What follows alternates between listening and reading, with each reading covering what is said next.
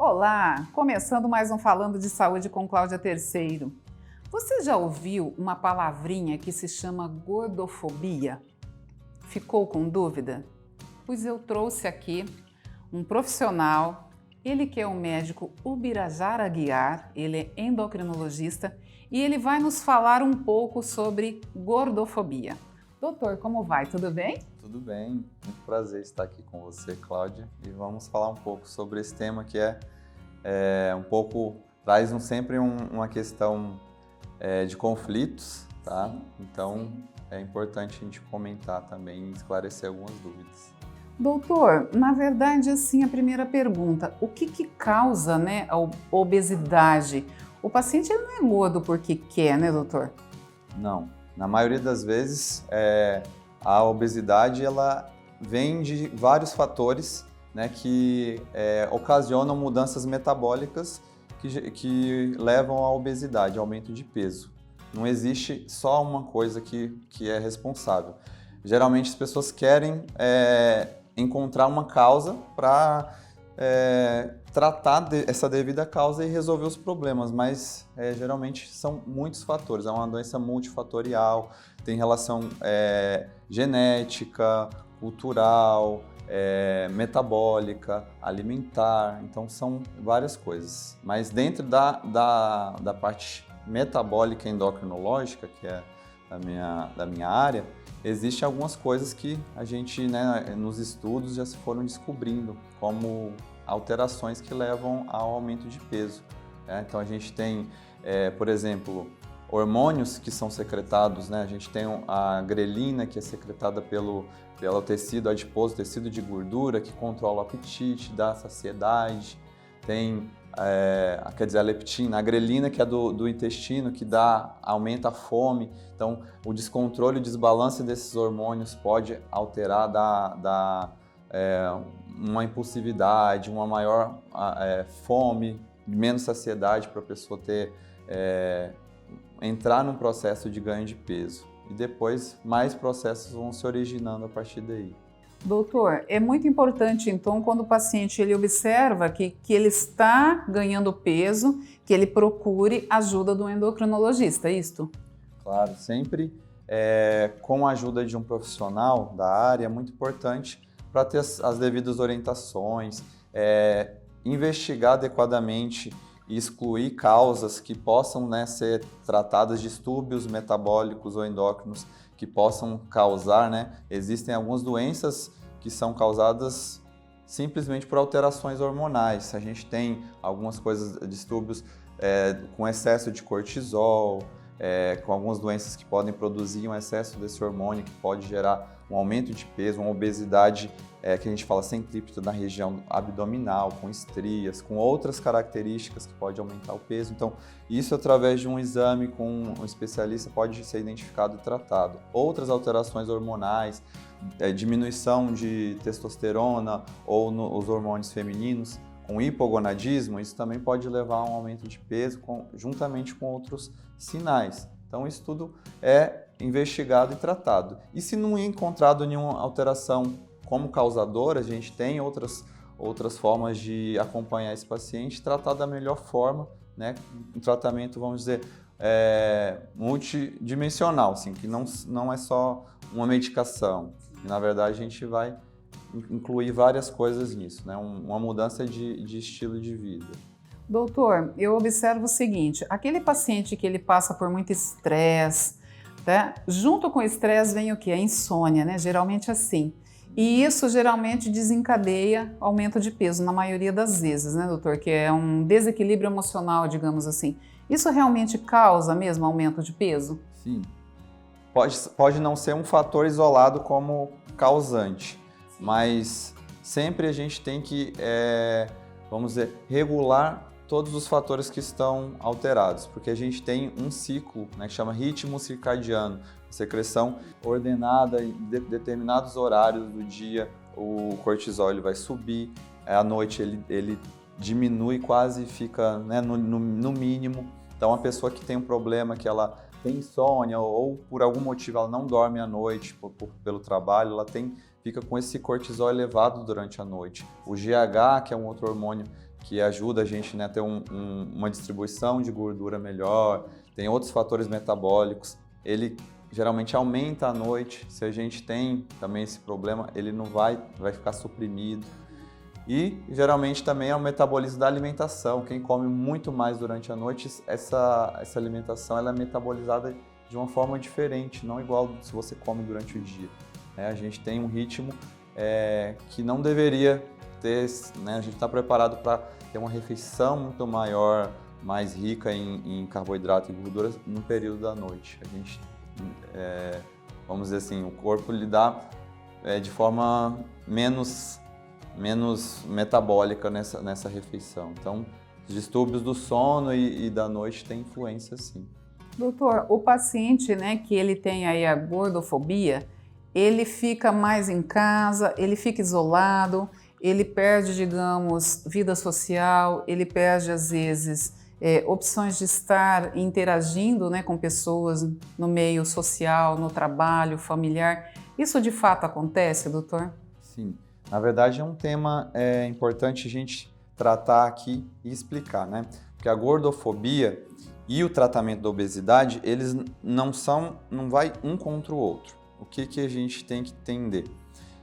A gordofobia é quando são tratados de forma agressiva, de forma pejorativa, temas de piadas, são culpados pelo seu estado. E isso, há muitas pessoas hoje, os movimentos, né, que acho muito importante hoje em dia, de levar um lado que isso não deve ser assim. Essas pessoas são, né, seres humanos como qualquer um, merecem respeito. Tem sentimento, né, doutor? Isso, tem dor, claro, né? Tem vida também, né? Com certeza.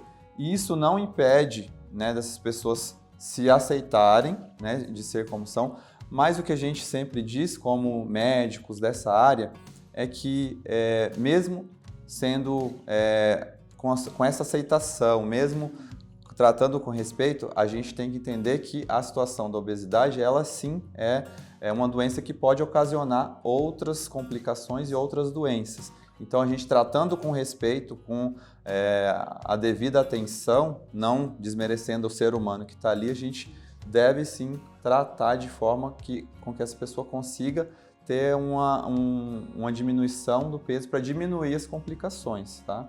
Então, não seria isso como as pessoas falam, você querer tratar a obesidade não é uma forma de gordofobia ou de você... Não, é uma forma de você tratar com respeito e dizer que isso é uma complicação para algumas outras doenças e merece um tratamento de forma adequada.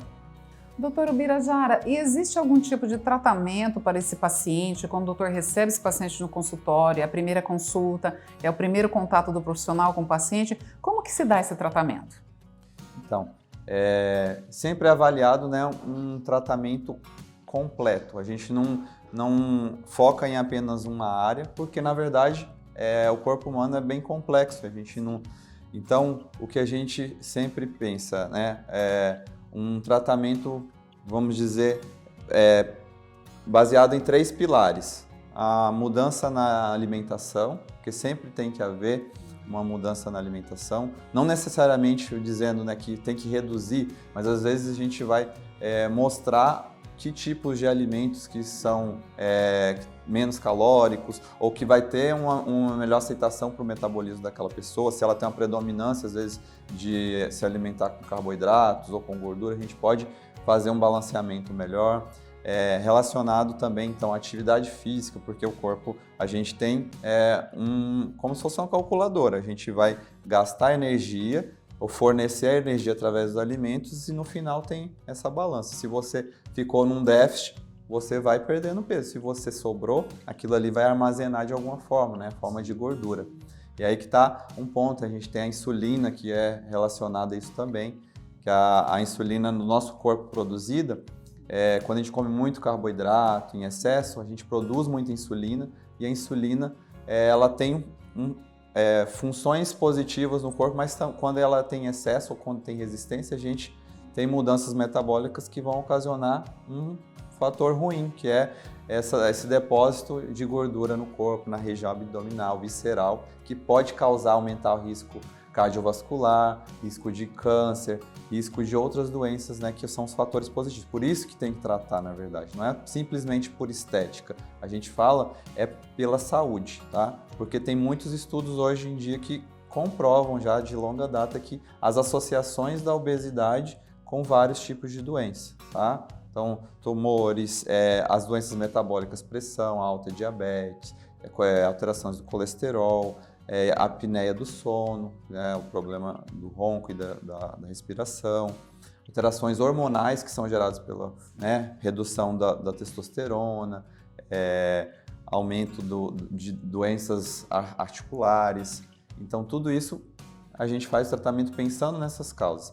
E existe também a parte da atividade física que vai junto, porque quando a gente começa a perder peso, o nosso corpo, a hipófise e o hipotálamo, que são as glândulas também que ajudam nesse controle, elas tentam compensar. Então, se eu estou perdendo peso, ele falou, não é normal o corpo perder. Então, ele acha que pode ser um processo de desnutrição, então ele se defende. Ele diminui o gasto metabólico, então a gente começa a gastar menos caloria, aumenta o apetite através daqueles hormônios, a grelina e leptina.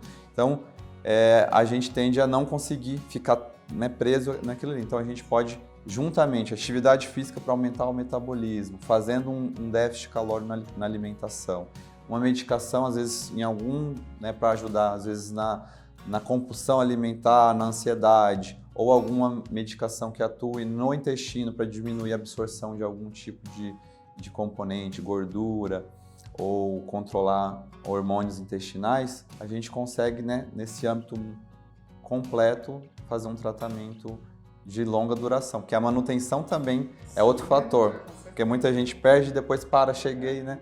A manutenção requer um esforço e contínuo acompanhamento para se manter no peso, e assim tá tendo o benefício da saúde, né? De 10% de perda de peso em um obeso já reduz muitas complicações de saúde, né, que esse paciente pode ter. Doutor, hoje nós temos, né, uma tecnologia chamada, né, comunicação digital. O doutor usa isso para favorecer o seu paciente? O paciente ele tem contato com você através tipo de WhatsApp, quando o doutor está fazendo tratamento no paciente dessa forma? Sim, sim.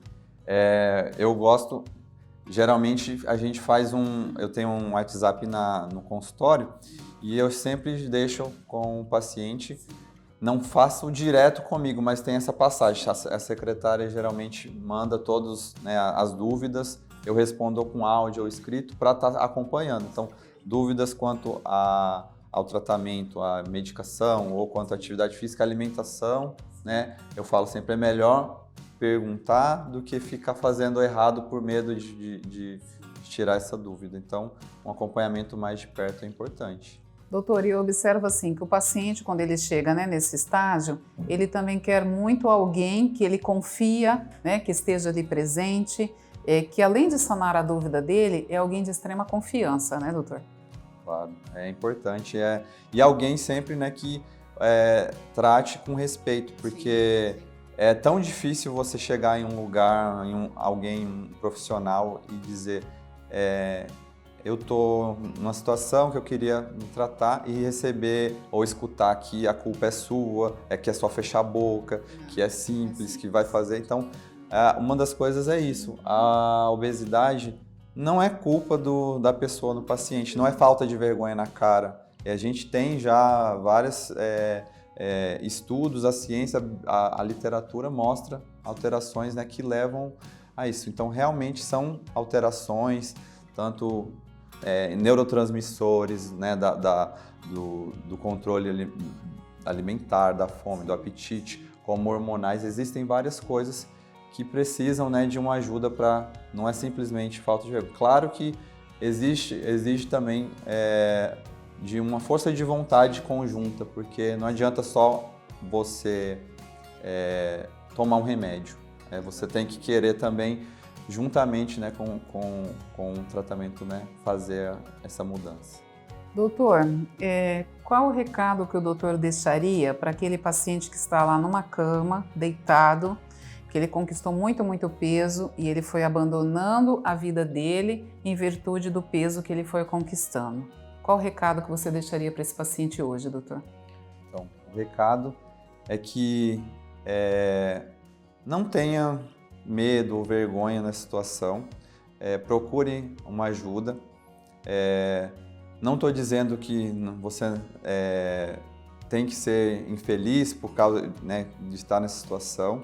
A gente quer conscientizar que existe uma melhora de qualidade de vida, melhora de saúde com a redução do peso, tá? E você pode melhorar o seu estado de ânimo, estado de humor, estado saudável, a melhora do rendimento físico, né, com um tratamento adequado. Então existe solução, com ajuda especializada, alguém que também compreenda a sua situação.